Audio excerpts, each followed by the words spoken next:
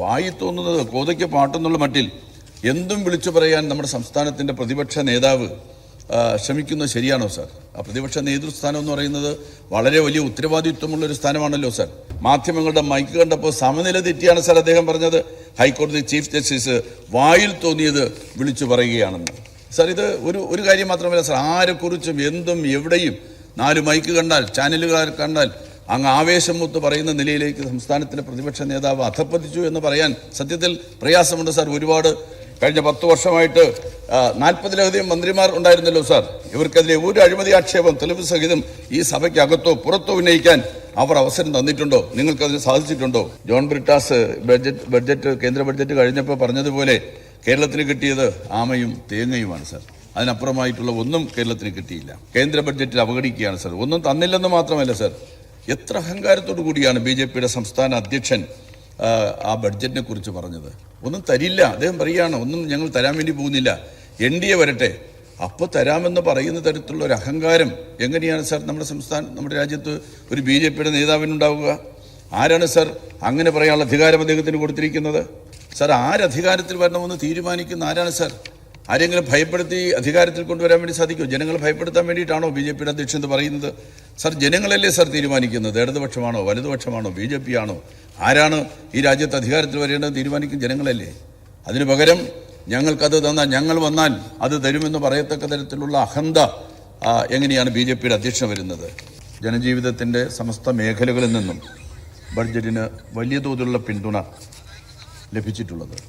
സാധാരണഗതിയിൽ ബഡ്ജറ്റ് അവതരിപ്പിച്ച് കഴിയുമ്പോൾ UDFനെ എല്ലാം അനുകൂലിച്ച് രംഗത്ത് വരുന്ന ചില സാമ്പത്തിക വിദഗ്ധന്മാരുണ്ട് സാർ.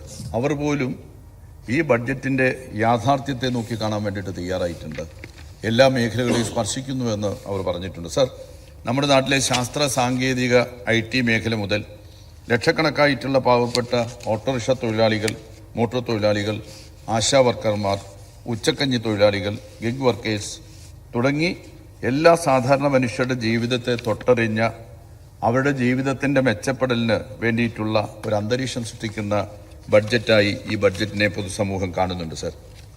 സാർ, ഇന്ന് കേരളത്തിലെ 10-12 ലക്ഷത്തോളം വരുന്ന ഓട്ടോറിക്ഷ തൊഴിലാളികൾ വളരെ ആഹ്ലാദത്തിലും ആഘോഷത്തിലുമാണ് സാർ. കഴിഞ്ഞ ദിവസങ്ങളിലൊക്കെ ഓട്ടോറിക്ഷ സ്റ്റാൻഡുകളിലൊക്കെ തന്നെ പായസ വിതരണം, ലഡു വിതരണം, മധുര പലഹാര വിതരണം, മുദ്രാവാക്യം വിളികൾ ഒക്കെ മുഴങ്ങിക്കേട്ടത് അങ്ങയുടെ ശ്രദ്ധയിലും പെട്ടിട്ടുണ്ടാവും സാർ.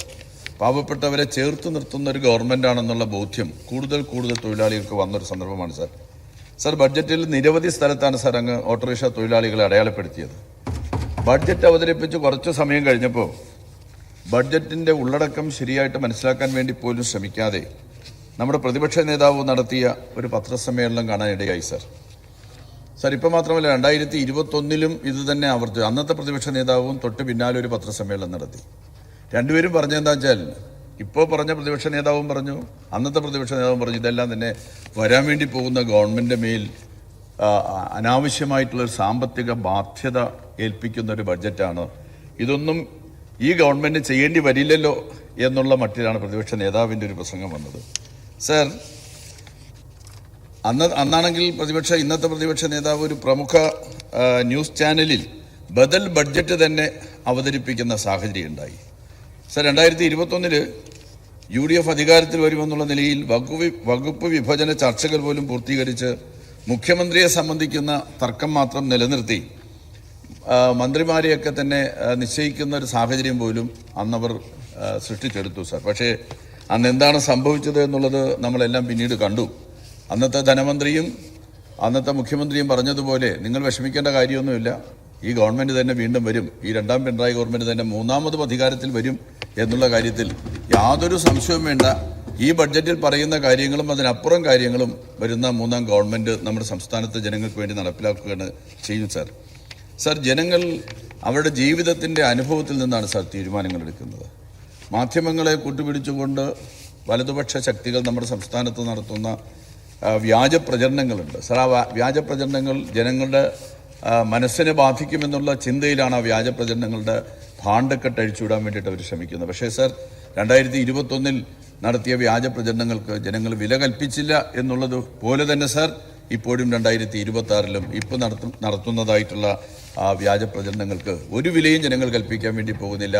അവർ അവരുടെ ജീവിത അനുഭവത്തിൻ്റെ അടിസ്ഥാനത്തിൽ തീരുമാനങ്ങൾ സ്വീകരിക്കുക തന്നെ ചെയ്യും. അങ്ങനെ തീരുമാനം സ്വീകരിച്ചാൽ യാതൊരു സംശയവുമില്ല സാർ, 2021 വന്നതിനേക്കാൾ ഭൂരിപക്ഷത്തോടുകൂടി മൂന്നാമതൊരു ഗവൺമെൻറ് ഇടതുപക്ഷത്തിൻ്റെതായി നമ്മുടെ സംസ്ഥാനത്ത് അധികാരത്തിൽ വരും സാർ. അത് ഏതാനും മാസം കഴിയുമ്പോൾ തെളിയിക്കാൻ വേണ്ടി പോവുകയാണ് സാർ. ഇന്നലെ കേന്ദ്ര ബഡ്ജറ്റ് നമ്മൾ കണ്ടല്ലോ സാർ. ആ കേന്ദ്ര ബഡ്ജറ്റ് ആകെ നോക്കുമ്പോൾ എല്ലാവരും പറയുന്നൊരു കാര്യമുണ്ട് സാർ, ഈ നമ്മുടെ സംസ്ഥാനം കേരളം ഇന്ത്യയുടെ ഭാഗമല്ലെന്ന് തോന്നുന്ന മട്ടിലുള്ള ഒരു ബഡ്ജറ്റ് അവതരണമാണ് കേന്ദ്ര ധനകാര്യമന്ത്രി നടത്തിയിരിക്കുന്നത് സാർ. ഇവിടെ ഇപ്പോൾ തിരുവനന്തപുരത്ത് നഗരഭരണം BJPയുടെ കയ്യിൽ കിട്ടിയപ്പോൾ 45 ദിവസത്തിനകത്ത് തന്നെ പ്രധാനമന്ത്രി വരും, നഗരത്തെ ആകാശത്തെടുത്ത് ഉയർത്താൻ പറ്റുന്ന തരത്തിലുള്ള പ്രഖ്യാപനങ്ങൾ നടത്തുമെന്ന പ്രതീക്ഷയോടുകൂടിയൊക്കെയാണ് BJPക്കാരും ഒരു ചെറിയ വിഭാഗം ആളുകൾ നിന്നത് സാർ. പ്രധാനമന്ത്രി വന്ന പോലെ തന്നെ അദ്ദേഹം മടങ്ങി. അപ്പോൾ പറഞ്ഞു ബഡ്ജറ്റിൽ വരാൻ വേണ്ടി പോവുകയാണെന്നാണ് സാർ. ബഡ്ജറ്റിൽ തലസ്ഥാനത്തെക്കുറിച്ചോ സംസ്ഥാനത്തെക്കുറിച്ചോ ഒരു അക്ഷരം ഉരിയാടാൻ വേണ്ടി തയ്യാറായില്ല എന്നുള്ളതാണ്. വല്ലാത്തൊരു കൊലച്ചതിയാണ് സാർ യഥാർത്ഥത്തിൽ BJPയുടെ കേന്ദ്ര ഗവൺമെൻറ്, നരേന്ദ്രമോദി, നിർമ്മല സീതാരാമൻ ഇവരെല്ലാവരും കൂടെ നമ്മുടെ സംസ്ഥാനത്തോട് കാട്ടിയിരിക്കുന്നത് സാർ. ജോൺ ബ്രിട്ടാസ് കേന്ദ്ര ബഡ്ജറ്റ് കഴിഞ്ഞപ്പോൾ പറഞ്ഞതുപോലെ കേരളത്തിന് കിട്ടിയത് ആമയും തേങ്ങയുമാണ് സാർ. അതിനപ്പുറമായിട്ടുള്ള ഒന്നും കേരളത്തിന് കിട്ടിയില്ല സാർ. കേരളത്തിന് കിട്ടുമെന്ന് നമ്മൾ കരുതിയിരുന്ന അതിവേഗ റെയിൽപാത, അത് സാർ ഇപ്പോൾ അതിവേഗ റെയിൽപാതയ്ക്ക് പകരം അതിവേഗ അവഗണനയാണ് സാർ കേരളത്തിന് കിട്ടിയത്. AIIMS, ശബരിപാത, പമ്പയുടെ പുനരുജ്ജീവനം sir. വിഴിഞ്ഞത്തെക്കുറിച്ചെങ്കിലും ഒരു വാക്ക് പറയുന്നത് തോന്നി സാർ. വിഴിഞ്ഞം പോർട്ടിനെ കുറിച്ച് ഒരക്ഷരം പറയാൻ വേണ്ടി കൂട്ടാക്കിയിട്ടില്ല. ക്യാപിറ്റൽ ഡെവലപ്മെന്റ് പ്രോഗ്രാം, വയനാട്, ഇതെല്ലാം തന്നെ കേന്ദ്ര ബഡ്ജറ്റിൽ അവഗണിക്കുകയാണ് സാർ. ഒന്നും തന്നില്ലെന്ന് മാത്രമല്ല സാർ, എത്ര അഹങ്കാരത്തോടു കൂടിയാണ് BJPയുടെ സംസ്ഥാന അധ്യക്ഷൻ ആ ബഡ്ജറ്റിനെ കുറിച്ച് പറഞ്ഞത്. ഒന്നും തരില്ല, അദ്ദേഹം പറയുകയാണ് ഒന്നും ഞങ്ങൾ തരാൻ വേണ്ടി പോകുന്നില്ല, NDA വരട്ടെ അപ്പോൾ തരാമെന്ന് പറയുന്ന തരത്തിലുള്ള ഒരു അഹങ്കാരം എങ്ങനെയാണ് സാർ നമ്മുടെ രാജ്യത്ത് ഒരു BJPയുടെ നേതാവിനുണ്ടാവുക? ആരാണ് സാർ അങ്ങനെ പറയാനുള്ള അധികാരം അദ്ദേഹത്തിന് കൊടുത്തിരിക്കുന്നത് സാർ? ആരധികാരത്തിൽ വരണമെന്ന് തീരുമാനിക്കുന്ന ആരാണ് സാർ? ആരെങ്കിലും ഭയപ്പെടുത്തി അധികാരത്തിൽ കൊണ്ടുവരാൻ വേണ്ടി സാധിക്കുമോ? ജനങ്ങളെ ഭയപ്പെടുത്താൻ വേണ്ടിയിട്ടാണോ BJPയുടെ അധ്യക്ഷൻ എന്ന് പറയുന്നത് സാർ? ജനങ്ങളല്ലേ സാർ തീരുമാനിക്കുന്നത്? ഇടതുപക്ഷമാണോ വലതുപക്ഷമാണോ BJP ആണോ? ആരാണ് ഈ രാജ്യത്ത് അധികാരത്തിൽ വരേണ്ടത് തീരുമാനിക്കും ജനങ്ങളല്ലേ. അതിനു പകരം ഞങ്ങൾക്കത് തന്നാൽ, ഞങ്ങൾ വന്നാൽ അത് തരുമെന്ന് പറയത്തക്ക തരത്തിലുള്ള അഹന്ത എങ്ങനെയാണ് BJPയുടെ അധ്യക്ഷൻ വരുന്നത്? നമ്മുടെ സാർ അദ്ദേഹത്തിൻ്റെ ഉള്ളിൽ കിടക്കുന്നതായിട്ടുള്ള ആ ഫാസിസ്റ്റ് ചിന്താഗതി, ഒരു ഫാസിസ്റ്റ് നേതാവിൻ്റെ മനസ്സല്ലേ സാർ അദ്ദേഹം പ്രകടിപ്പിച്ചത് സാർ. നമ്മുടെ പ്രതിപക്ഷ നേതാവ്, ഞാൻ അദ്ദേഹവുമായിട്ട് ബന്ധപ്പെട്ട കാര്യങ്ങളൊന്നും പറയുന്നില്ല സാർ. അദ്ദേഹം നിയമസഭയിൽ പറഞ്ഞ കാര്യമുണ്ട്, നിയമസഭയ്ക്കകത്ത് പുറത്തു പറഞ്ഞ കാര്യമുണ്ട്, കോടതിയുമായിട്ട് ബന്ധപ്പെട്ട ചില വിഷയങ്ങളുണ്ട് സാർ. ഞാൻ അതിൻ്റെ വിഷയത്തിലേക്ക് പോകുന്നില്ല സാർ. നിയമത്തിൻ്റെ വഴി തന്നെ പൊക്കോട്ടെ. പക്ഷേ സാർ, വായി തോന്നുന്നത് കോതയ്ക്ക് പാട്ടെന്നുള്ള മട്ടിൽ എന്തും വിളിച്ചു പറയാൻ നമ്മുടെ സംസ്ഥാനത്തിൻ്റെ പ്രതിപക്ഷ നേതാവ് ശ്രമിക്കുന്നത് ശരിയാണോ സാർ? ആ പ്രതിപക്ഷ നേതൃസ്ഥാനം എന്ന് പറയുന്നത് വളരെ വലിയ ഉത്തരവാദിത്വമുള്ളൊരു സ്ഥാനമാണല്ലോ സാർ. ഇന്ന് അദ്ദേഹം ഇവിടെയില്ല. അദ്ദേഹം ഈ ബഡ്ജറ്റിനെ കുറിച്ച് നല്ലത് പറയുന്നത് കേൾക്കാനുള്ള വിഷമം കൊണ്ടാണ് യഥാർത്ഥത്തിൽ അനുയായികളെ വിളിച്ചുകൊണ്ട് പുറത്തു പോയെന്ന് വേണം കരുതാൻ. ഇന്ന് പുറത്തു പോകേണ്ട തരത്തിൽ എന്തെങ്കിലും പ്രശ്നം ഉണ്ടായിരുന്നോ സാർ? ഏതോ ഒരു ചെറിയ കാര്യം അത് സബ്മിഷനിലൂടെ ഉന്നയിച്ച് അതിനെ മറുപടി കേൾക്കാൻ ശ്രമിക്കുന്നതിന് പകരം അത്തരമൊരു വിഷയം ഉന്നയിച്ച് ഇറങ്ങിപ്പോയത് യഥാർത്ഥത്തിൽ ഒരു നല്ല ബഡ്ജറ്റ് അവതരിപ്പിച്ചതിനെക്കുറിച്ചുള്ള ചർച്ച കേൾക്കരുത് എന്ന മനോഭാവത്തോടു കൂടിയാണ് സാർ. അദ്ദേഹം പറഞ്ഞ് ആരെയെല്ലാം പറയാം സാർ. ബഹുമാനപ്പെട്ട ഹൈക്കോടതി ചീഫ് ജസ്റ്റിസിനെ പോലും അദ്ദേഹം വെറുതെ വിടുന്നില്ല സാർ. ഈ ഗവൺമെന്റിനെതിരായിട്ട് അഴിമതി ആരോപണവുമായി ഹൈക്കോടതിയെ സമീപിച്ച സന്ദർഭങ്ങളെല്ലാം തന്നെ ഹൈക്കോടതി അദ്ദേഹത്തിന്റെ ചെവിക്ക് കിഴുക്ക് കൊടുത്തിട്ടുള്ളതാണ് സാർ. അത്തരമൊരു ഘട്ടത്തിലാണ് ഹൈക്കോടതിക്ക് പറയേണ്ടി വന്നത്, മേലാൽ ഇത്തരം ആക്ഷേപങ്ങളുമായിട്ട് കോടതിയുടെ വിലപ്പെട്ട സമയം നഷ്ടപ്പെടുത്താൻ ഇങ്ങോട്ട് വരരുത്. നിങ്ങൾക്ക് പബ്ലിക് ഇൻട്രസ്റ്റ് അല്ല, പബ്ലിസിറ്റി ഇൻട്രസ്റ്റ് ആണെന്ന് ബഹുമാനപ്പെട്ട ഹൈക്കോടതി പറഞ്ഞതിനെ കുറിച്ചാണ് അദ്ദേഹം പറഞ്ഞത്. മാധ്യമങ്ങളുടെ മൈക്ക് കണ്ടപ്പോൾ സമനില തെറ്റിയാണ് സാർ അദ്ദേഹം പറഞ്ഞത്. ഹൈക്കോടതി ചീഫ് ജസ്റ്റിസ് വായിൽ തോന്നിയത് വിളിച്ചു പറയുകയാണെന്ന് സാർ. ഇത് ഒരു കാര്യം മാത്രമല്ല സാർ, ആരെക്കുറിച്ചും എന്തും എവിടെയും 4 മൈക്ക് കണ്ടാൽ, ചാനലുകാർ കണ്ടാൽ അങ്ങ് ആവേശം മൂത്ത് പറയുന്ന നിലയിലേക്ക് സംസ്ഥാനത്തിൻ്റെ പ്രതിപക്ഷ നേതാവ് അധപ്പതിച്ചു എന്ന് പറയാൻ സത്യത്തിൽ പ്രയാസമുണ്ട് സാർ. ഒരുപാട് ഉന്നത വ്യക്തിത്വങ്ങളിരുന്ന ഒരു കസേരയിലാണ് സാർ അദ്ദേഹം ഇരിക്കുന്നത് സാർ. എത്രമാത്രം സഭ്യതരമായ ഭാഷയിലാണ് സാർ.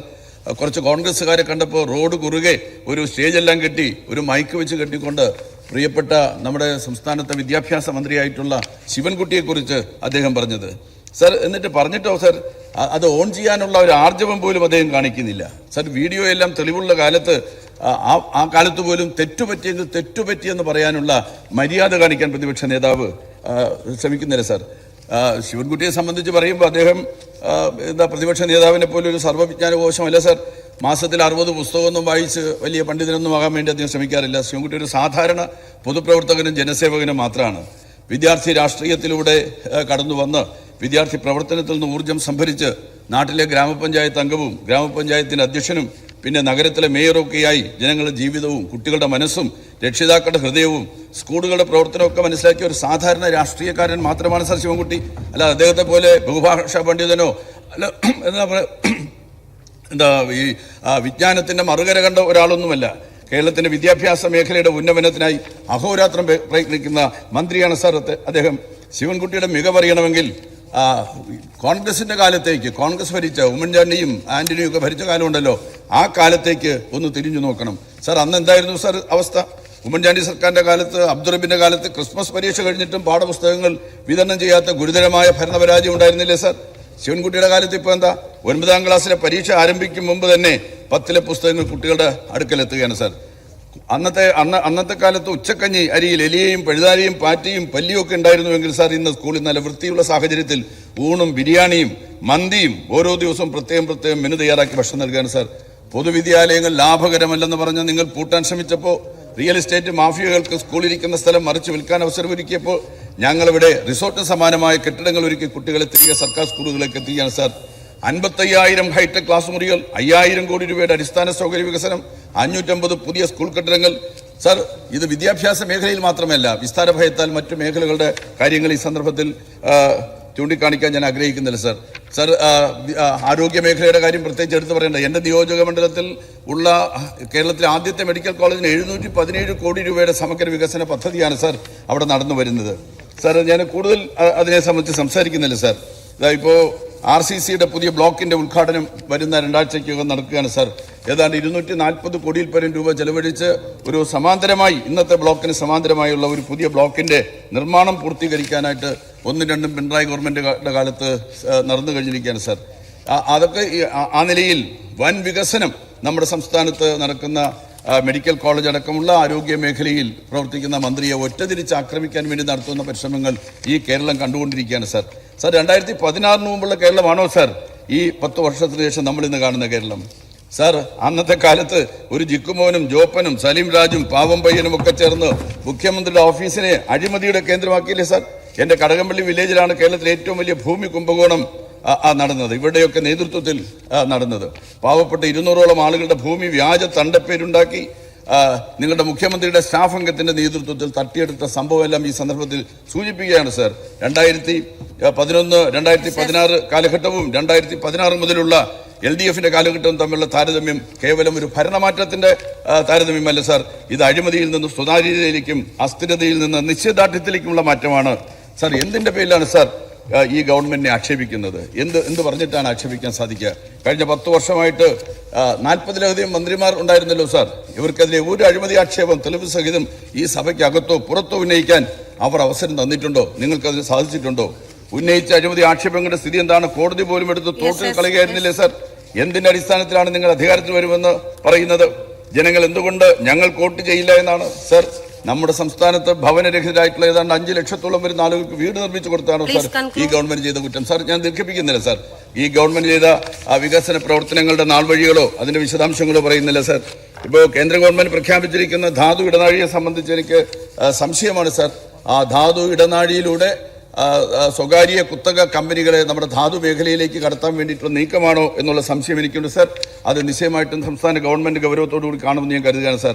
സംസ്ഥാന സർക്കാർ പ്രഖ്യാപിച്ച ധാതു ഇടനാഴി പൊതുമേഖലയിൽ നിലനിർത്തുന്ന ധാതു ഇടനാഴിയാണ്. എന്നാൽ ഒഡീഷയും ആന്ധ്രയും കേരളവും ഒക്കെ കണക്ട് ചെയ്തുകൊണ്ട് സെൻട്രൽ ഗവൺമെന്റ് ഇന്നലെ പ്രഖ്യാപിച്ച ധാതു ഇടനാഴി നിശ്ചയമായിട്ടും അദാനിമാർക്കോ അംബാനിമാർക്കോ വേണ്ടിയിട്ടുള്ള ഇടനാഴിയായിരിക്കും എന്നുള്ള കാര്യത്തിൽ സംശയമില്ല സാർ. 1-2 കൊച്ചു കാര്യങ്ങൾ കൂടെ പറഞ്ഞ് ഞാൻ അവസാനിപ്പിക്കാം സാർ. സാർ, KSRTCയെ സംബന്ധിച്ച് പറയുമ്പോൾ KSRTCക്ക് വലിയ തോതിലുള്ള പിന്തുണ ഗവൺമെന്റ് കൊടുക്കുന്നുണ്ട് സാർ. സാധിക്കുമെന്ന് നോക്കണം സാർ. പെൻഷൻ ഗവൺമെന്റ് നേരിട്ട് നൽകാൻ സാധിക്കുമോ എന്ന് നോക്കുന്നത് നല്ലതാണ് സാർ. അതുപോലെ തന്നെ പെൻഷൻ കാർഡ് DA കുടിശ്ശികയുണ്ട്, അത് കൊടുത്ത് തീർക്കാൻ സാധിക്കുമോ എന്ന് നോക്കണം സാർ. വിദ്യാഭ്യാസ മന്ത്രി ഇപ്പോൾ സീറ്റില്ല, ഞാൻ അദ്ദേഹത്തോട് അഭ്യർത്ഥിക്കുകയാണ്. കാട്ടായിക്കോണം V. ശ്രീധർ ദേശീയ പ്രസ്ഥാനത്തിൻ്റെ ഭാഗമായി നമ്മുടെ തലസ്ഥാന ജില്ലയുടെ ഏറ്റവും പ്രധാനപ്പെട്ട നേതൃനിരയിൽ നിന്ന് പ്രവർത്തിച്ചയാളാണ്. ദേശീയ പ്രസ്ഥാനം കഴിഞ്ഞ് കമ്മ്യൂണിസ്റ്റ് പ്രസ്ഥാനത്തെ കെട്ടിപ്പടുക്കാനും ഇടതുപക്ഷ രാഷ്ട്രീയത്തിന് ഒരു ശക്തി നൽകാനും ഒക്കെ പ്രവർത്തിച്ച നേതാവാണ്. അദ്ദേഹത്തിന്റെ പേരിൽ അവിടുത്തെ UP സ്കൂളിനെ അപ്ഗ്രേഡ് ചെയ്ത് ഹൈസ്കൂളാക്കി മാറ്റാൻ വേണ്ടി സാധിക്കുമെന്ന് നോക്കണം സാർ. അംഗനവാടി ടീച്ചർമാർക്കടക്കം അങ്ങ് 1000 രൂപ വർദ്ധിപ്പിച്ചു സാർ. അതിൽ ആയമാരുടെ കാര്യം വിട്ടുപോയി എന്നുള്ളതാണ് സാർ കാണുന്നത്. ആയമാർക്ക് അതിന് അനുസരണമായിട്ടുള്ള പിന്തുണ കൊടുക്കണം സാർ. ശബരി റെയിൽപാതയെ സംബന്ധിച്ചൊരു കാര്യം പറഞ്ഞ് അവസാനിപ്പിക്കാം സാർ. ശബരി റെയിൽപാത തിരുവനന്തപുരം വരെ നീട്ടണമെന്നുള്ളത് നേരത്തെ ഉള്ള ഒരു ആവശ്യമാണ്. സംസ്ഥാന സർക്കാർ കേന്ദ്ര ഗവൺമെന്റിനോട് ഈ ആവശ്യം ഉന്നയിച്ചിട്ടുണ്ടെന്നാണ് സാർ ഞാൻ മനസ്സിലാക്കുന്നത്. നെടുമങ്ങാട് വഴി ലൈൻ സാധ്യതയ്ക്ക് വേണ്ടി സർവേ ഉൾപ്പെടെയുള്ള പ്രാഥമിക നടപടികൾക്ക് ഈ ബഡ്ജറ്റിൽ ഒരു തുക വകയിരുത്തണമെന്ന് കൂടെ അഭ്യർത്ഥിച്ചുകൊണ്ട് ബഹുമാന്യ ധനകാര്യമന്ത്രി അവതരിപ്പിച്ച ഈ ബഡ്ജറ്റ് നമ്മുടെ സംസ്ഥാനത്തിൻ്റെ ക്ഷേമ ഐശ്വര്യ പ്രവർത്തനങ്ങൾക്കും ഭാവി വികസനത്തിനും നവകേരള നിർമ്മിതി എന്ന കാഴ്ചപ്പാടിനും ശക്തി പകരുന്ന ഒന്നാണ്. ആ ബഡ്ജറ്റിന് എല്ലാ പിന്തുണയും കേരളത്തിലെ തൊഴിലാളി വർഗത്തിന് വേണ്ടി അർപ്പിച്ചുകൊണ്ട് ഞാൻ എൻ്റെ വാക്കുകൾ അവസാനിപ്പിക്കുന്നു sir. Thank you Shri E.T.